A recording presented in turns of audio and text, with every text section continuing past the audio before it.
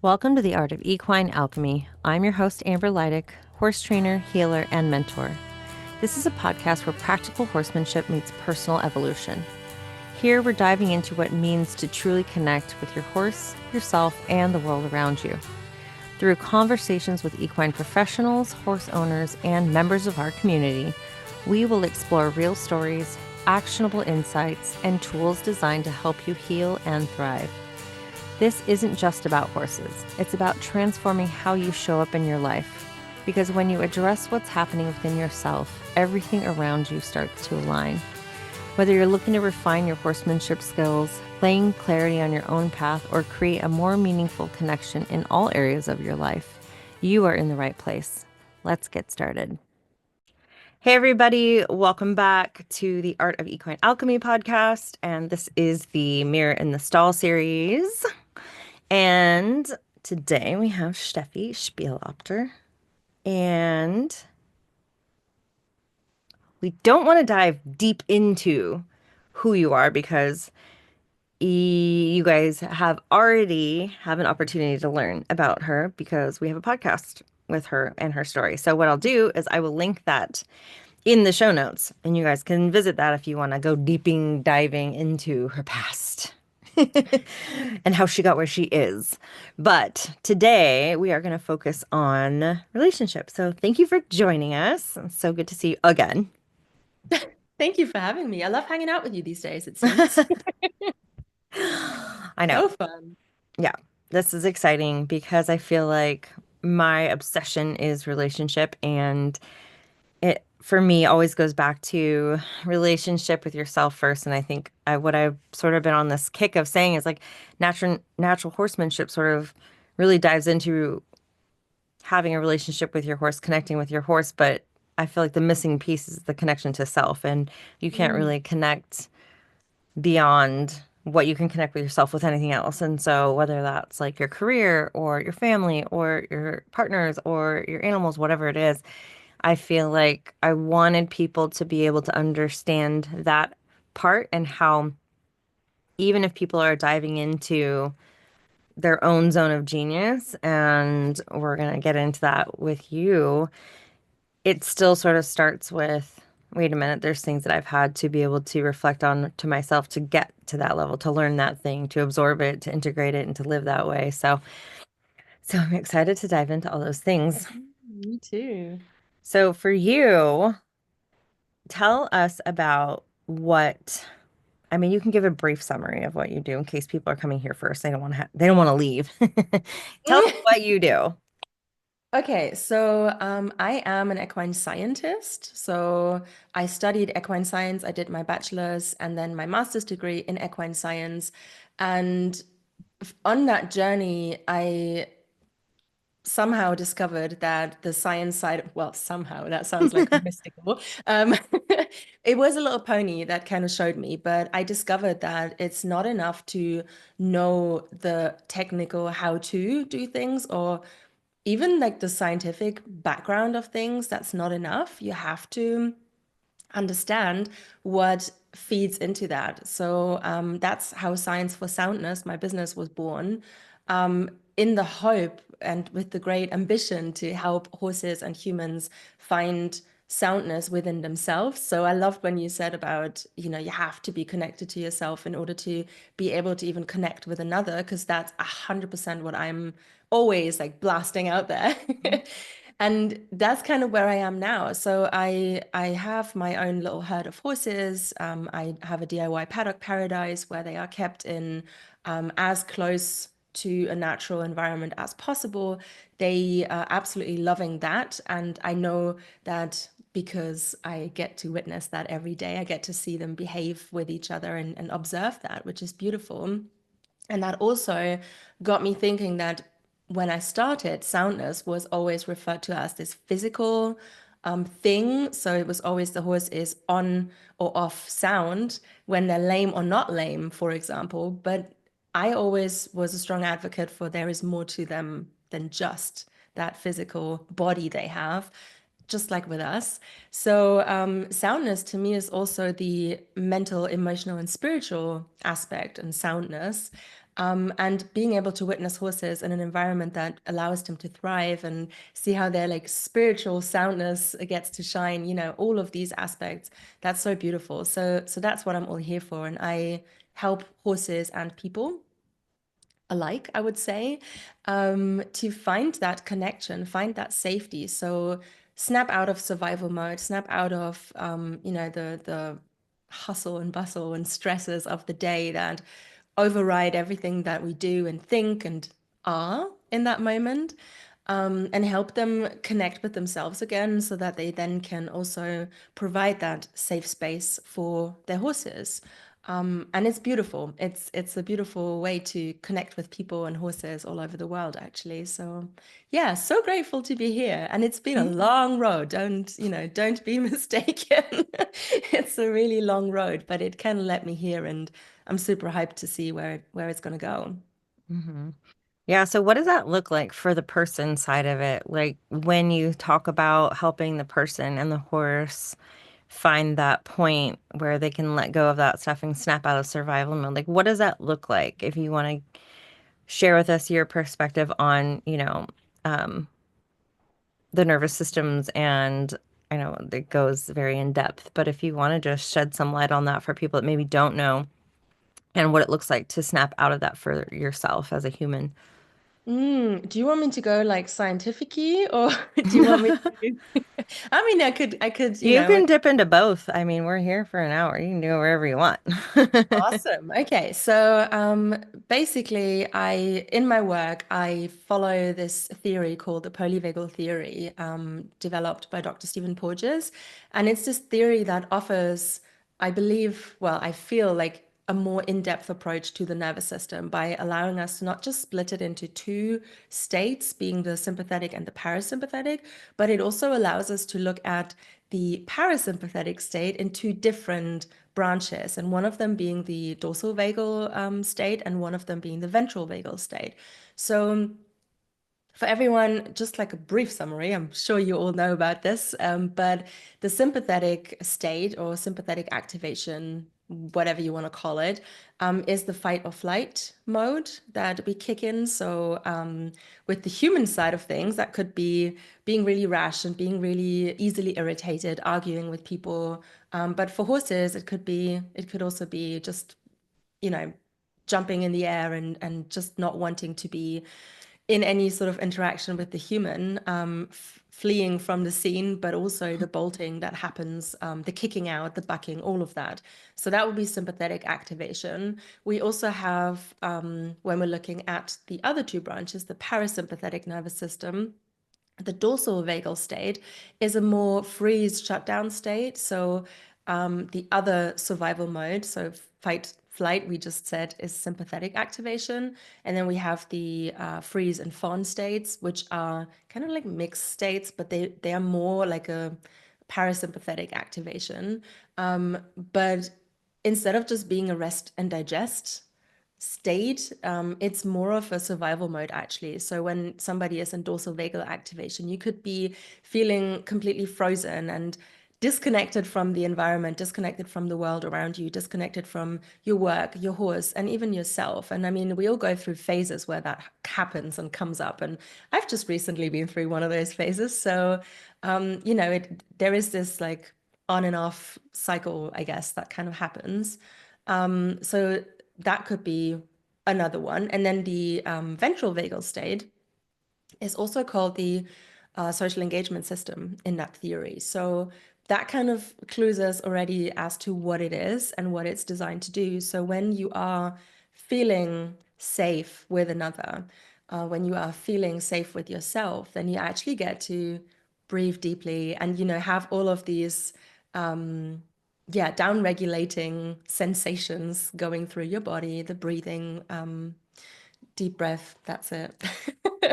The heart rate goes down. You're able to, because rest and digest, you're able to digest your food better and actually take the nutrients into your body rather than just like flushing them out because you're too stressed to do that.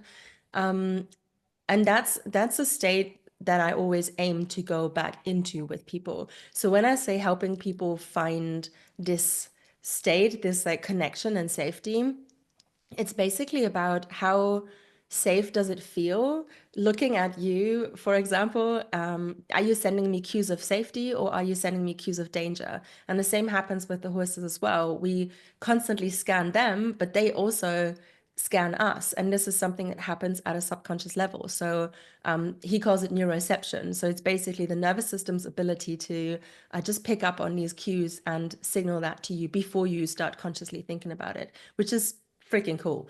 Um, and Does then that just a visual thing, or is there, I feel like I've heard that for horses they can actually smell the different pheromones that mm, you're putting off. Is that part of that as well? I'm not sure if it's part of exactly that, but it's definitely more than just visual. So it, Hmm. it is visual very much because with your eyes, when you're smiling, you also send these cues, but also just lying next to somebody or sitting next to somebody who doesn't feel safe, your nervous system picks up on that, and that's Hmm. also stressing you out. So neuroception happens all the time, Hmm. and it's pretty amazing because your nervous system like kind of like senses another's nervous system and their state that they're in, and then gives you that feedback. So oh shit, they're in trouble, so we're going to be in trouble or whatever it is.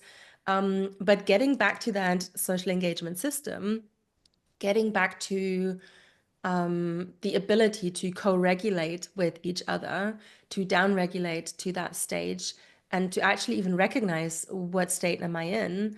That's kind of like where I swim with most people, because a lot of people just go through life and are very yeah, they're like in a functional freeze. So they are sort of shut off from their environment and from a lot of emotions, and everything just gets bottled up. And that will affect horse-human interactions. It doesn't matter if it's training or just everyday situations where you just lead them from A to B or feed them or just want to pick out their feet or whatever. But it also goes into training. And then if you're working with them up the levels, that is going to affect them. And the thing that most people kind of misunderstand then is like, oh, okay, so we're just going to be blissfully happy all the time and just, pretend everything's good. But that's not going to work. So, so it's basically helping people to understand where they're at, helping people understand where their horses are at, and then help them co-regulate with the horses in a way that allows them to either up or down regulate. So if your horse or yourself, you are down regulated in a dorsal vagal state, then we want to get your energy up Hmm. and get you, moving again and get you connected again to the world around you and to yourself that way. And for some people and some horses, it will be down regulating. So when you're in fight or flight, you want to be down regulated to this balanced state. And it's not so much about staying in that balanced state all the time. It's more about understanding and then developing the ability to build resilience and to bounce back from no matter where you are, and to just like find that middle ground and stretch that middle ground without feeling overwhelmed by it. So yeah, that's kind of that was long, but it's kind of No.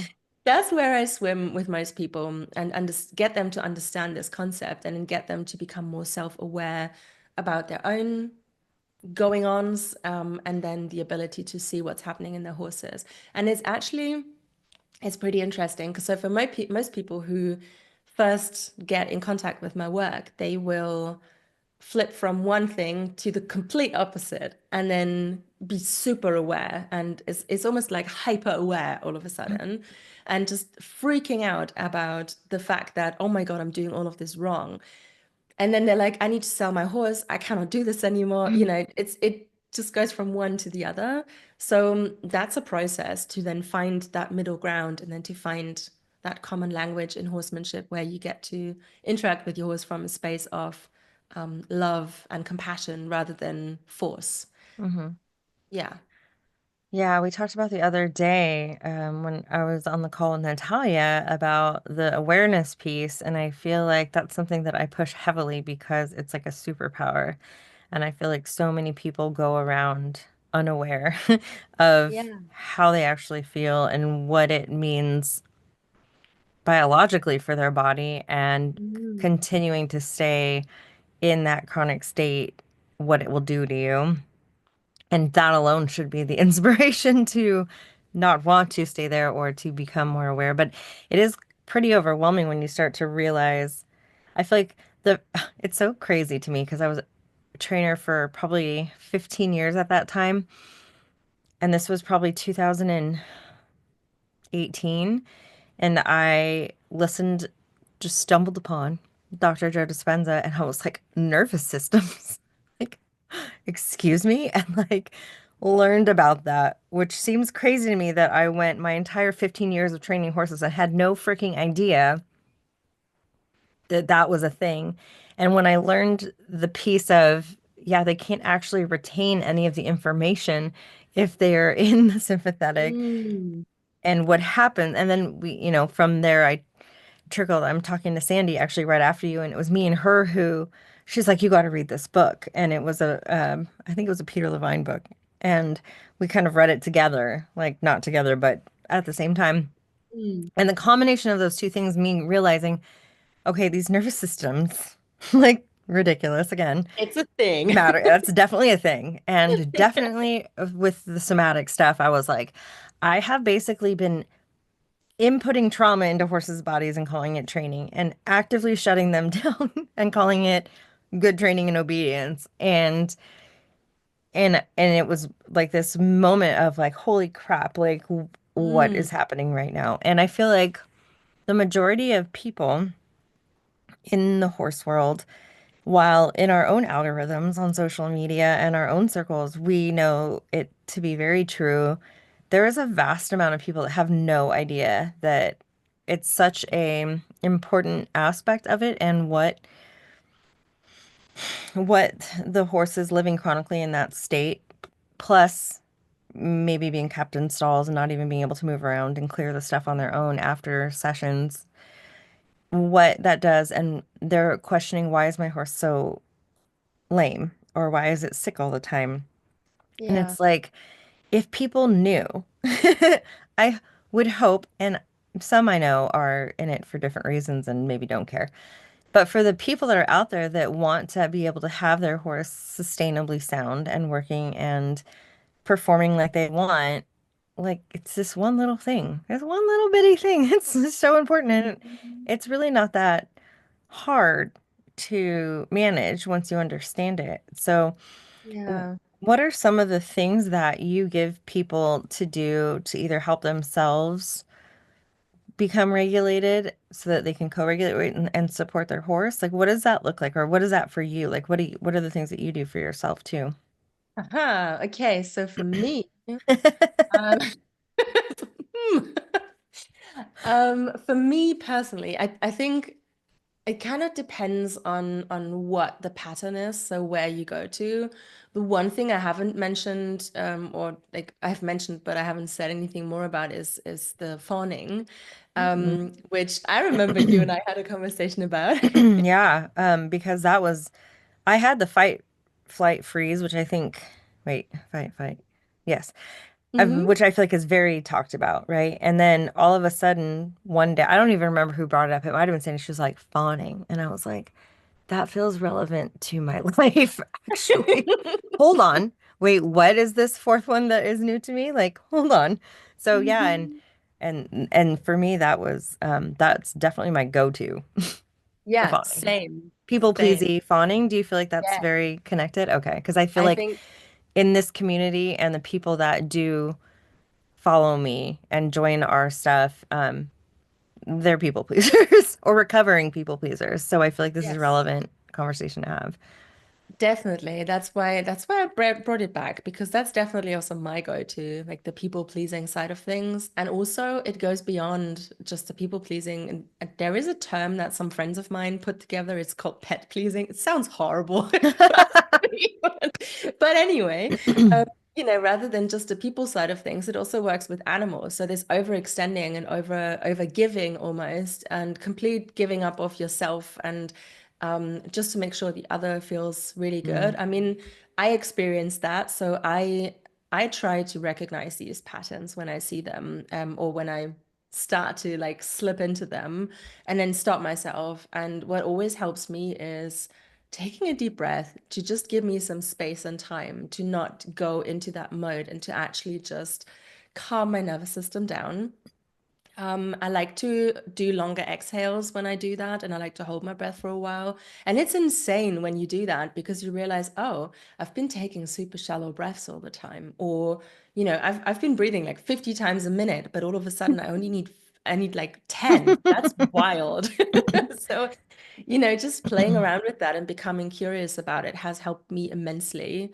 I have a But also, question about yeah. breath, not to interrupt, but I don't want it to get lost because Mm. recently I started doing a meditation, and when he preps you for it, he has you hold your breath. And I started actually doing this in the meditations I guide. He has you hold your breath and relax.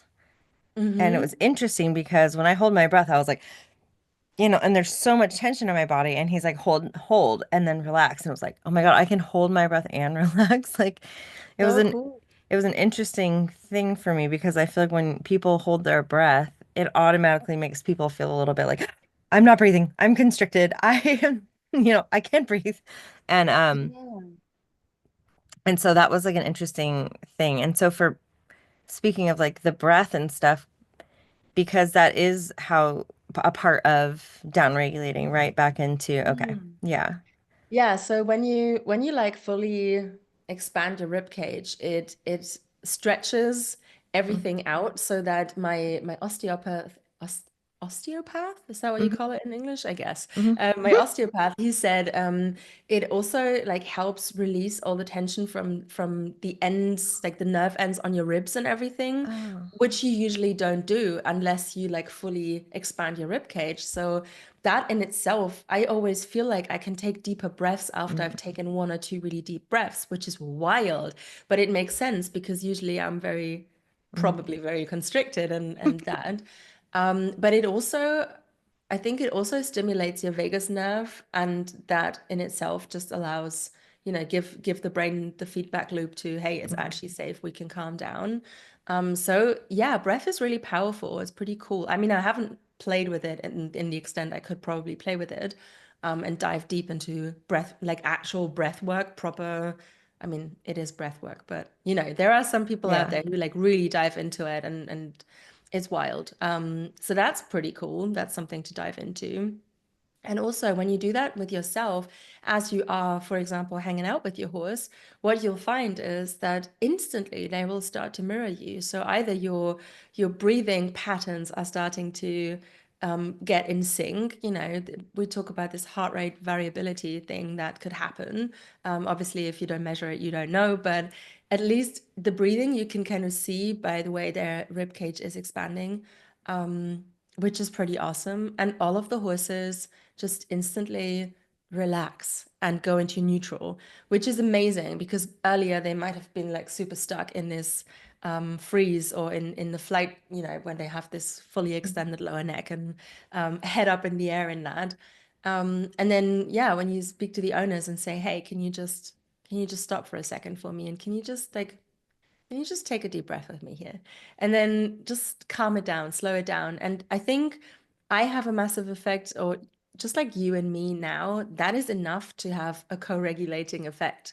So being in a session with someone, just being in their ear is already enough to help them downregulate, for example.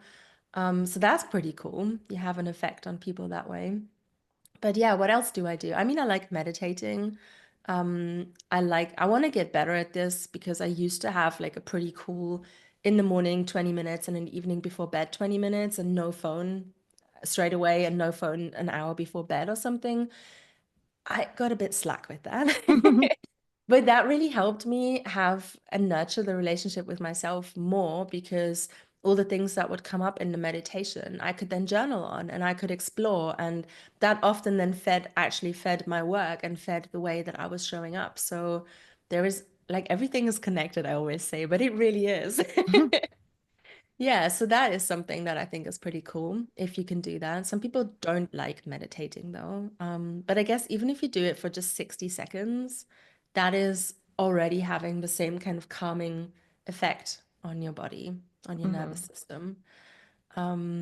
Yeah, and then with the horses, I think a lot of people feel like they have to like get shit done and just do more, and it has to be big and exciting and powerful and that. But I'm a strong advocate for the quiet moments because I feel like the quiet moments, there is so much magic to be found in those moments. And if people allow that level of vulnerability, because that's what it is in the end, it's that vulnerability to show up as all of who you are. And I want to have people step into that space, but then that feels vulnerable. But once you do that, you'll find your horse will meet you at that level, and they're not gonna walk away and say no to you forever. It's not like they then just have no interest in you anymore. But I think that's a journey that's really unique for everyone. Everybody has to do that at their own pace and feel brave doing that as well, because takes a lot of courage to go there. Hmm. And why do you think that is? Like, what I know it's interesting because at the beginning when I started like coaching and stuff, and I had clients that were here for my more traditional stuff that I had been doing, and I started to make the transition into let's go ahead and take a look at the part you might be playing in this. Mm. Um, what what do you think about that people say I'm not ready to do that? Like, what is it that for you that you think that people want to avoid that? Pain, fear, like I think pain and fear are probably the biggest ones that motivate away from. So, some things motivate you towards, and others motivate you away. And I think pain and fear are things that none of us really love to experience. Like, it's not like I'm going, yeah, give me all that shit because I really want to feel bad, or I want to feel that pain. But also, I'm a strong believer in you can only meet another, and it doesn't matter if it's yourself or your horse, to that level of depth that you can meet yourself at. So, if you're not willing to look at your own pain, then that's going to be problematic. And I think the reason why is probably like ongoing conditioning. We've all been taught, I mean, I probably keep repeating myself when I say this, but we've all been taught to sit still, be quiet, don't make a mess. Like, don't have a drink on your table when you're sitting at school. Don't, you have to raise your hand to go to the toilet if you need that. And then you're going to be rejected anyway because it's not time yet. And you have to fit in these like patterns and boxes throughout your life, especially when we're going through these institutions, these like systems that we're designed to go through. And I think that's a huge factor. So it's really hard for people to come out of that because we're so conditioned for it. So once you understand that and once you look there, then you start looking at all your relationships. You start looking at maybe your partner or your friendships, and oh, what kind of people am I choosing? Why am I choosing them? They're not doing me good. And it's like a huge network that gets unraveled at that point. So I think a lot of people just choose to avoid it in order to avoid the pain and the fear that would come up. keep Right, it keep it nice and always, always be smiley and happy because that's what society wants. right. Yeah, and also it's like the moment people start to feel an emotion that's maybe like sad or angry, or it feels like when you're little, the first thing that happens is your caretaker is like, what's wrong and how do we fix it? How do we stop this? Yeah, let's So, fix it. It doesn't yeah, always need to be fixed, right? right. So, what does that do to someone's nervous system who has like, I mean, the nervous system has it has a purpose. You know what I mean? And so if we're cutting stuff short, is there like a cycle that it needs to go through in order for it to be complete without it? You hear people talk about things kind of being unprocessed or being held on to or whatever that looks like. Mm. You know, is there a process that or a time and a place where if you're helping somebody, you're like, how do you support them and say like you need to feel this or what does that look like for you?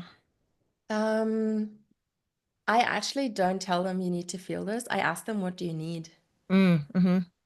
I ask them, what do you need right now? And that usually brings up everything that needs to come up because Yeah. instantly you'll go, I need to just have a good cry. Cool. Hmm. That's your nervous system regulating itself. Have that Hmm. cry. That will be great for you. And I don't mind people, I mean, people cry a lot in my sessions, so that's fine. So that needs to come up and then that gets to go again. Thing about emotions though is if you give them curiosity rather than judgment, they will shift naturally. And you'll find like 90 seconds probably is the longest you will feel something if you don't feed into it. So rather than going, oh my God, this is happening. Oh, I'm so annoyed by it. And that's kind of the spiral that we tend to go to. Rather than doing that, if you just sit with it for a second and like feel into your body. You might even want to close your eyes and then go, okay, I feel some tightness in my chest. Observe it. Don't give it any meaning. Just observe it and go, okay, that's interesting. So I like to go with interesting because that keeps that Hmm. curiosity. And then just wait until things happen. And it usually just dissolves after 90 seconds, the latest. But Hmm. yeah, asking what do you need, I think is so powerful because especially in those moments when we were children, um, when we had a need that wasn't met, that question was not asked. So asking that someone, so hey, what do you need right now? That gives them authority and the power over what it is and then taking that into a different direction and actually having control over the outcome as well. So knowing what you need would be the first step, which is often a hiccup. That's like the first problem. I Because if don't you've never been know. asked, yeah, Yeah. how the hell are you supposed to know if you've never been asked? So that is something that I find a lot of people experience, not knowing or going, oh, that's a really good question. And I'm going, it's not a hard, it's technically not, it's just a normal question, but that tells you a lot about where people are at and to what level they have been met Hmm. that way. Yeah. And so for you, I know I had told And my little cheeks going all red. Like I'm talking a lot. Like my face always does this. it's your meter. Yeah, it's like I'm talking. I'm getting amped, fully amped. Sorry. I no, it's fine. I had kind of said to everyone, the focus is on relationship, and a big part of what I really like doing for people is helping people know that whatever part they're in, whatever, area of their life that they're struggling in, or whatever area they're like thriving in is completely normal. And I think people see people on social media that are doing their things and they think, well, they have all their shit together. And one Sorry. that one thing that I really, and I think, I had said before, I think the reason people resonate with Shaylee and I, because we're pretty open about where we're messy in that current relevant moment and and it's something that I found I definitely could not do a few years ago, but now I Mm. just realized I had enough mentors that were like, wait, what? No, like here is what I'm working with right now. And so one of the things I really wanted to ask everybody is we know your relationship to the nervous system is what felt like to me where is where you're thriving because you understand it and it's, something that you're working with and it's easy for you and it's something that feels natural when you speak about it and maybe just share with other people, your clients Aw. and stuff. Um, so the question for me right now is where is their relationship that you are learning your lessons or that you're, working with the most right now that may not be like the prettiest? So I am definitely learning self-love.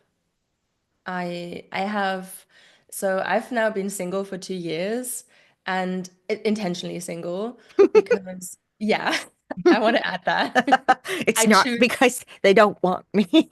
no, no, no. It's because I wanted to be single. I'll tell you about it if you want.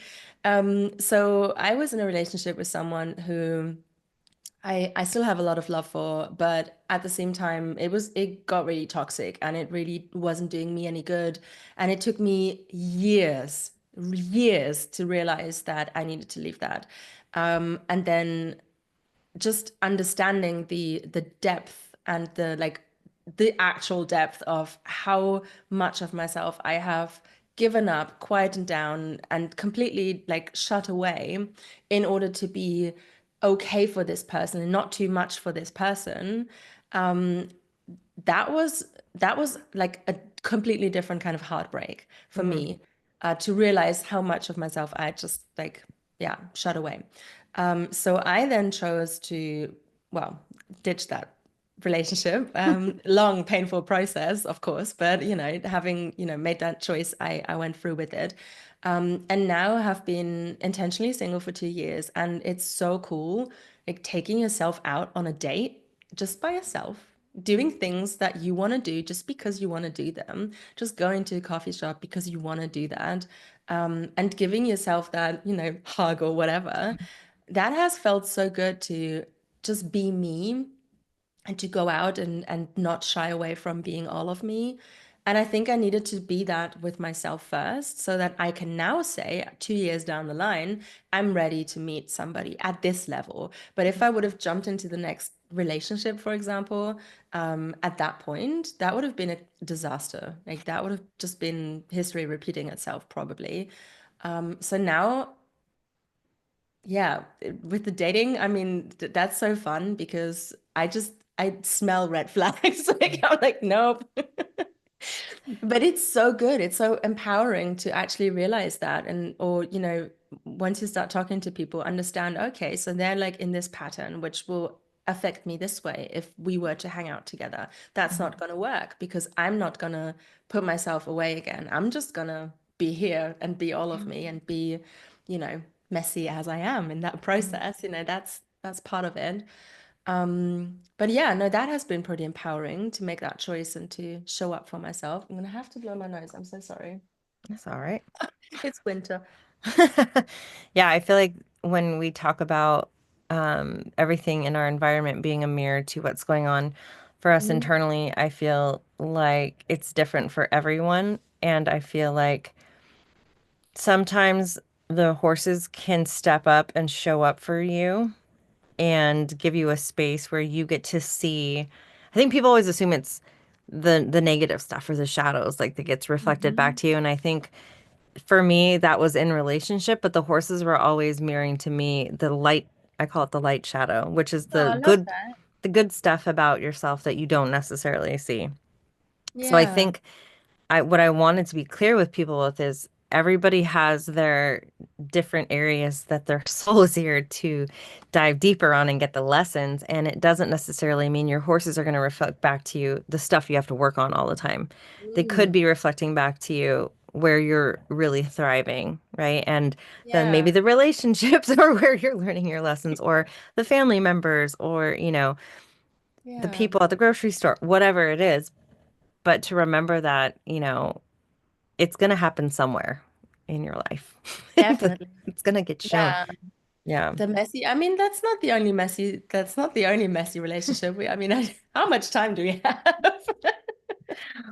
I But it's mean, definitely true. My horses have definitely shown up for me and shown me that the beautiful side of things. Like they have given me so many glimmers throughout these years, where I have picked myself up and that helped me so much to see myself through their eyes, if that makes mm-hmm, sense. Like just to mm-hmm, get that reflected back, that was beautiful. mm-hmm, I'm really grateful for that. Like, mm-hmm, but yeah, business wise, obviously, mm-hmm. I have For I those have of you that don't know, or Steffi and I are now accountability partners in our businesses, so we meet quite business often buddies. because it's hard being an entrepreneur these days in the digital space. Yeah, I mean, yeah, it is hard, right? Because none of my friends or people close to me, like also in proximity, they don't have that understanding for what it takes to run an online business. All of my friends over here have either like I don't want to say normal jobs because this is also a normal job in my world, but they have like a job where they go into an office 9 to 5, they come home and they have their routine built around that. But I don't. Like I have to create my entire routine from scratch. And that might change because my dog is sick, because I'm working here at home. It might change because the person who was supposed to do the yard is not doing the yard. So I have to now jump and do that on top of that. And things just get shuffled around all the time, which has me so like scattered so often. So part of why I wanted and love this accountability buddy thing for the business is because it gives me focus. And it helps me to have a better relationship with my business and to see things more clearly. And even if it's just the occasional message reaching out saying, oh my God, this just happened, you help me come back down to you help me regulate, like you Hmm. co-regulate me just by doing that. But other than this, I don't have it. Like I have to give that to myself all the time, and it's pretty tough. That's like one of the things I guess I realized over the last weeks or so. It's pretty tough having to give to everybody else all the time, meaning my horses and the yard. Then I have people boarding with me, so they have needs and they want to be met somewhere. And I have these two dogs and I have the geese outside and then I have friends and family, and then the business is also one of these and everything just always gets poured into. But I realized, okay, I can no longer pour into everybody else. I need to pour into myself because I have nothing to give anymore. So I need to give myself. What do I need? And asking myself that question, what do I need? And it was like, I need a business accountability buddy. Amber, do you want to be my business accountability buddy? And that's how things happen. Um, but yeah, that is definitely that's been a messy process. Um, Yeah, I know there was a lot of people that had said, "Oh, I'm, going through different programs and realizing, oh, I want to do something different with my career, and what does that look like?" And I'm like, it just looks wild sometimes. it's And all over the fucking place. and it is much like a relationship with, a partner or a family member. It's like you have to always check back in with what do I need right now? And it was interesting because Steffi was I think the first time we met, not the first time we met, but like a couple weeks ago. And just intuitively, I was like, she's like, what should I do this week? Like, what is going to be my tasks? And I was like, maybe just nothing. Like, maybe you just, maybe just like meditate and don't even try to do anything for a minute.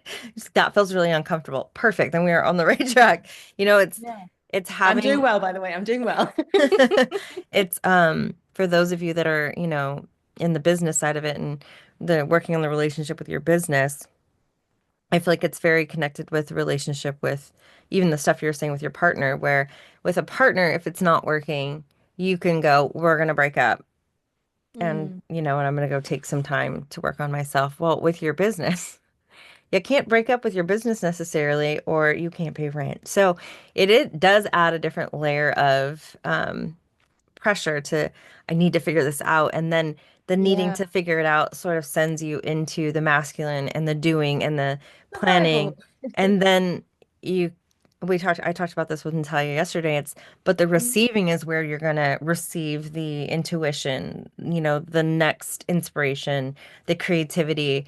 And also, it feels like when you go into the masculine and you're pushing, which you do need to be able to balance between the two, but if you're stuck in either one, I think is where people get hung up. It does turn into sort of like a fight mode, which is shutting down your yeah. ability to be creative because you're worried about surviving. And then you're like, I can't think of anything cool. And you're like, well, nope. Like, Yeah. I'm so not feeling creative right now. Well, no shit. you're worried about saving your own life right now, Yeah, which, yeah. and I have to it's funny remind myself though.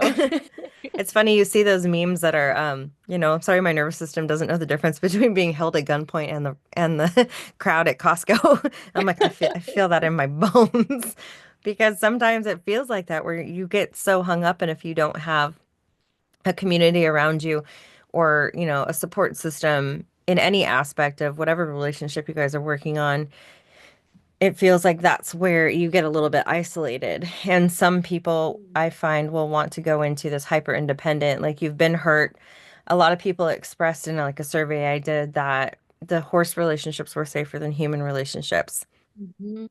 I think there's a few layers to that where the horse relationship, they can't necessarily tell you with words how they feel, and you can really make a lot of stories about what you think is going on for them that will best suit you and your needs, which I don't think anyone really wants to say, yeah, that's what I'm doing, but it happens a lot. And so I feel like, yeah, remembering that finding that support system, someone's going to be honest with you. It's funny because I had said, I wanted Shaylee to come on and do one of these, and it's undecided. She said, "Nope, I want this to be all yours." And I was like, "Yeah, but like having business partner that you can be really honest with and Mm. not take things personal." Shaylee's very honest, and I am too, but we both, for the most part, within our relationship, have done enough work where nobody thinks I'm being rejected right now. You know what I mean? Hmm. So I think that's where the relationship with self, this is what I'm getting to. The Yeah. relationship with yourself within every partnership is important because if you have that like rejection or whatever kind of wound you have going on that you're unaware of that's running rogue, that you're going to find that experience in every experience you have. Like your horse can Mm. make you feel rejected. My clients are rejecting me now. This lady Yeah. on social media said something mean and now I feel rejected. It's like, so to get right with yourself so that stuff can kind of be, not affect you at that level. I mean, do you feel like that's something that, what's your thing? Do you get the rejection thing or what do you have?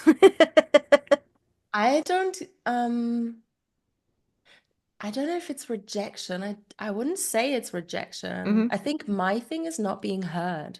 Mm-hmm. Yeah. Yeah, my thing is I'm not being heard. Mm-hmm.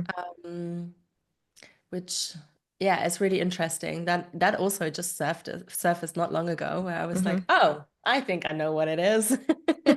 This is And what which it feels like. And and it's it's interesting because you're so called to speak, right? And so I the know. correlation of those two things is interesting. I feel like when we come to this planet to be humans, we're given this like deep desire to like do this Yeah. thing so that we can heal the wounding that we have around it.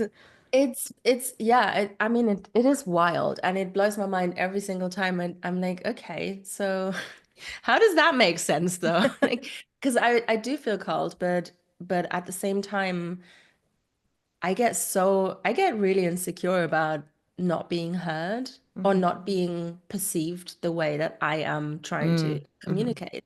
So, but I cannot control how other people are going to read into my message, and that's definitely going to trigger some stuff for other people. I cannot control that for every single one, but because I want to make sure everybody understands and everybody like feels good about it and feels empowered with it rather than going away crying or I don't know, saying Steffi just nobody actually is so wild though because nobody ever said that. So it's just my brain going, oh my God, what the actual F? Yeah, so no, not being heard. And I see in the chat, like not being heard is a real thing. I can Hmm. relate. Thank you for sharing that. Yeah, it's definitely that is my thing. But I feel so, like you say, I feel so called to speak. So I am intentionally putting myself in situations, and you can like my face does this when I get all amped up and when I'm like totally in my thing. But it's also my nervous system showing all of you. I'm actually feeling stretched right now. Like this is a lot, but I know that it's safe because you're here and you're helping me being calm. And I'm not like a wildly insecure person at all. I'm also not stressed out about speaking in front of people, but sharing my truth, oh man, that is a different matter. Like sharing my truth is probably the most vulnerable thing I can do. So it means a lot, it has a lot of meaning to me. And I think that is what I'm worried about in the moment, that people are Hmm. going to perceive that the wrong way. Although I have no control over it. And I don't want to control it, quite frankly. Like that sounds exhausting. Like I don't want to do that. But still, like I'm putting myself in situations like these where I speak on podcasts or, even presenting at places. Last year I stood on a stage at an event and I was like, oh my God. But I did it and yeah, I need to put myself in more of these situations to overcome that. Hmm. And also the more I speak, the more, and that was my finding after my pony died. When B died, it almost felt symbolic as though she was going, okay, now you go on your own. Excuse me. And when I Your throat did that, chakra's closing up.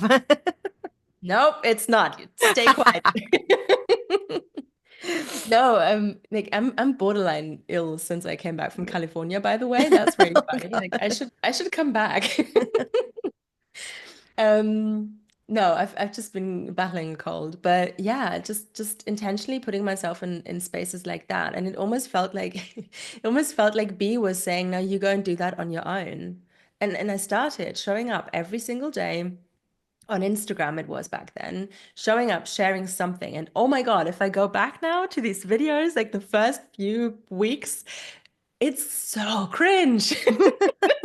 I would not have bought anything from myself. Like I would have not, because you can see the insecurity. You can see that she's really like that girl, she's really struggling to speak, but she's speaking. And I'm really proud of her for doing that, like that version of myself. But as I did more of it, it became easier and it Mhm. became less scary, I guess, in a way. So yeah. And that's part of the nervous system work, right? I mean, that's what we're doing with the horses and that's what we're doing with ourselves. It's like stretching your Mm. capacity to be able to handle, Yeah. and Be downregulate more in the resilient. moment where, like, no, I'm not gonna die because I'm standing in front of all these people talking. Because Yeah. I feel the same way. Public speaking for me is very easy. And I'm not sure why. And I think partially because the only time I've ever done it, it's been me doing my own thing. So there was no pressure around me to say one thing or another the right way or the wrong way. Like if Yeah. I had an agenda and I had to maybe follow a framework, that might be very different for me. I can feel myself, even me giving you guys Closing these up. questions. I'm like, well, hold on, let me pull up the questions I gave you guys I might ask. I'm like, nope, can't do it.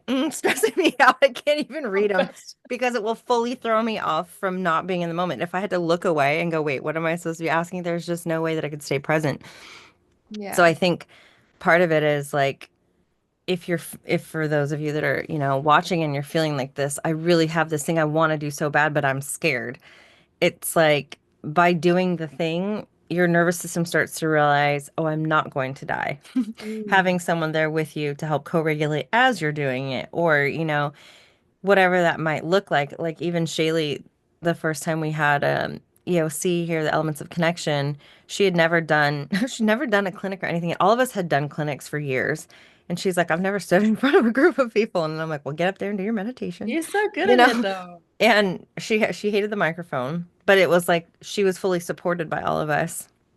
And that's what I would say to people that are like, I have this deep desire and this calling to want to do this thing, and I'm so freaking scared. It's like find someone that can stay grounded with you and support you and then do the thing, and then after you do the thing, for the live thing, actually in 2018, I joined a mastermind or like a course thing, and the lady is someone that was on TV is something that's in the United States. I don't know where it is, if it's everywhere. She also used to be on the shopping network, so she would go live and like sell stuff. And so she did this course where it was live video mastery. And it was when live videos were like kind of new in social media. And she made us all go live every day for 30 days. Oh my God. Even if we just showed up for like 5 minutes and said, hi, I'm shitting my pants, I'm scared, thanks, bye. Like anything to like, And I remember the very first live I did, I had planned it out. I think this is before I knew who I was, written everything out. I remember sitting in my living room, the lighting was terrible. I had notes, I was sweaty. I was all over the place. I skipped stuff. I just was like a hot Oh mess. no.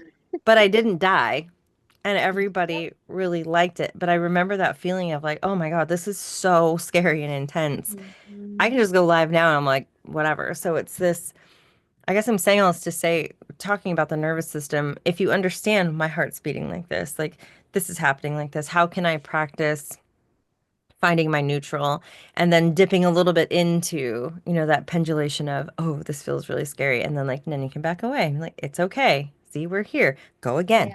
Yes. It's okay. Here we are, you know. 100%. Yeah. Yeah. I always say do it scared to these things. I mean, obviously not everything. Yeah. Um, you have to differentiate. If your horse is like fully freaking out, then you don't want to mount them and Right. Be smart. yeah, Discernment. be smart. Yeah. And make smart choices. But the things that you have control over, just like showing up and speaking your truth in my case, or like for you, the going live every day and understanding who you are. It was the same for me, actually. That helped me find my voice, my truth, my this is who I am. Put yourself in those situations and get that stretch. Do it scared. And come back afterwards. I remember one of the first programs that I did in this new capacity was actually not that long ago. And I came back after my first call and I went live on Instagram and I was like, hey guys, by the way, I just did something and I felt really scared, but I didn't die. And everyone was like, oh my God, and revelations. But we have to put ourselves in these situations, or else it's always going to be a really narrow window that we're in. Hmm. And the world's going to be really small if we don't do that. Hmm. So yeah, Yeah. mm, Are love that. you feeling like there's anything that is calling to you to share that hasn't been talked about yet? Boy, we covered so much. I know. We We did just good. spent like, We've been talking about an hour, and I feel like we talked about a lot of things. there was a lot in there. I mean, if you feel like some, I guess for everyone who's watching this now or in the future, if you feel like there is something like coming up, like some closing, my throat chakra closing up, like, ah, no. But if you feel like you're closing up, you're restricting in some way, or you just observe your posture as well. Observe how you how you show up in the world, and then just give yourself a moment and just check in with yourself. How am I doing? What do I need right now? I think that in itself is so powerful. And then trust that intuition, whatever comes up is the right answer. I Hmm. guess that's kind of what led me here, and I'm so grateful. So Hmm. yeah, once I started doing that, the everything else just kind of fell into place. I didn't have to force it, and I guess not just with the horses, but in my private life as well, with my business as well. The things that have always turned out to be supporting me and to be for me rather than draining me or being against me or whatever have always been the things that felt light and came naturally like that. Hmm. So yeah, trust that, I guess. Hmm. Yeah, perfect. Mm. Thank you for Aw, hanging out with us. This was super fun. thank you for having And me. yeah, and do you have any programs going right now that you would like to share if anyone wants to go further, diving deeper with you? Gosh, yeah. I mean, people can always join my membership. It's a either annual or monthly payment plan, so you can just check it out and see if it's for you. It's called the Inner Circle, and the Inner Circle membership is basically giving you access to all of my programs where I talk about all of the nervous system stuff in depth, and where I give you not just a theory, but also this is how I approach it with my horses, and I'm adding to it as we go. So every 2 months, I'm posting new programs and resources and things like that. And there is a beautiful community of people in there who really seek that connection and who have noticed that in their own private stable yards or where they are is not where they're going to find that level of understanding of safety and connection that they are seeking. So, yeah, I think that would be a cool place to go to. Hmm. And there are so many other programs that you could access from there on. But yeah, come join us. It's fun. We'll stick your website in the show notes and you guys can reach back out and Yeah, you find it there. yeah, and and we have to remember we're all gonna hold Steffi accountable because she's gonna restart her podcast up. Yes, please do. Yeah, kick me. So if you haven't seen a podcast from her in the next 60 days, message her. Where's that 60 podcast? days, that's so long. Like, give me Isn't six. it? I know I was gonna say Yeah, 30, but then I felt like that's so long as I just well. snuck this up on you. And I didn't want Give me like a to week. pressure you too much. Oh, No, I mean perfect. with things like that, I need I it's gotta be inspired, but it's gonna be fast action. Like if I give it 60 days, it's not gonna happen. know, I was like, So, that's too long, but like I just threw this threw this out there and uh, throwing her under the bus. That's fine. oh, I love that in the chat. Yeah, we currently all have 100% success at not dying to this point. We're all So proud of here. you all. Oh, yeah, what do you need? I love that. Yeah. For children, people, horses, animals, and our plants. Mhm. So sure. Yeah, so true. Cool. Come check out the podcast. Give me a kick up my booty and tell me to post more episodes. And also if there is any nuance you want to dive into, I think it always helps me to have feedback from the people. Mm. Because otherwise, I mean, my podcast so far is just me thinking out loud. Um, but it's cool if people have questions and I can answer them in the Yeah, podcast. So yeah, give me questions, give me fun. messages, give me a kick up my ass. Hold me accountable. All Thank you so right. much for having me. This has been Yep. fun. It was fun. If you guys are interested and you're watching, I don't know what I'm doing these podcasts yet. I don't know if I'm releasing them publicly or if I'm just like releasing snippets. But in case you didn't get to watch the full episode and you want to get the full conversations, then you can join the Mirror and the Stall program, which is currently actually only open until Monday. So maybe you can't if you're late. But so we just haven't thought that far yet. Haven't thought that far yet, but Just join. Just join. Just hop on.